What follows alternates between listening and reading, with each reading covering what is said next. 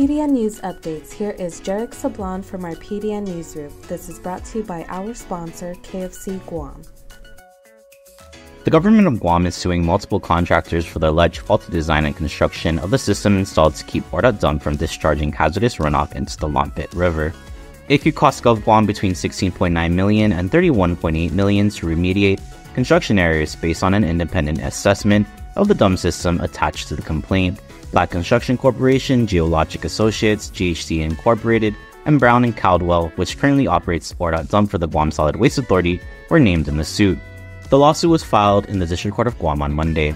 Alleged flaws in the Ordot dump system have caused GovGuam to pay at least an additional $3.72 million to treat hazardous water generated by the dump, according to the complaint. An inmate sustained severe injuries and had to undergo extensive surgery after he was allegedly beaten up in his cell at the Department of Corrections recently, his lawyer said. That inmate, Ricky McIntosh, said he fears for his life. On Tuesday, Superior Court Judge Alberto E. Tolentino granted house arrest with a 24-hour electronic monitoring for McIntosh. He's been in jail since May 2022 in pretrial detention for another case involving drug possession and eluding a police officer. About a year later, he's among 3 inmates facing charges of promoting controlled substances as major prison contraband. His defense attorney Mark Smith said McIntosh was the victim of a beating at DOC about 2 weeks ago, a beating that almost killed him. Before you consume enoki mushrooms, check where they're from.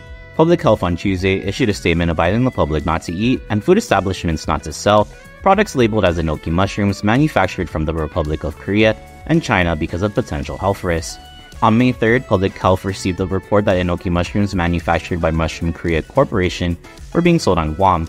According to Public Health, these mushrooms have the potential to be contaminated with an organism which may cause serious and sometimes fatal infections in young children, frail or elderly people, and others with weakened immune systems.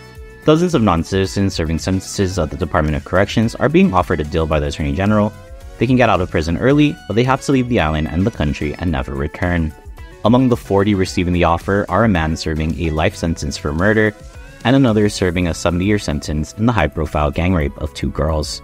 Attorney General Douglas Moylan said that inmates, all of whom have been convicted and are serving sentences, already have detainers with immigration officials. That means that once their sentences are complete, they will be evaluated by the U.S. Immigration and Customs Enforcement and likely deported.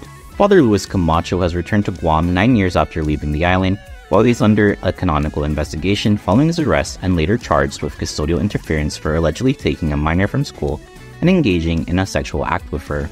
The Archdiocese of Ganya on Tuesday announced Camacho's first return since leaving in 2015.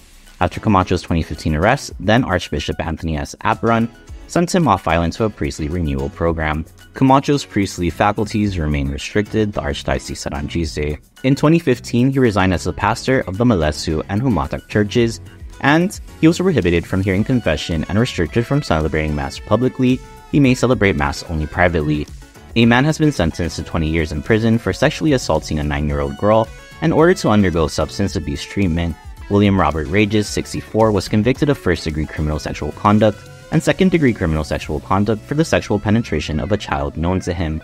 On Tuesday, Superior Court Judge John C. Terlahi handed down a 20-year prison sentence for Rages.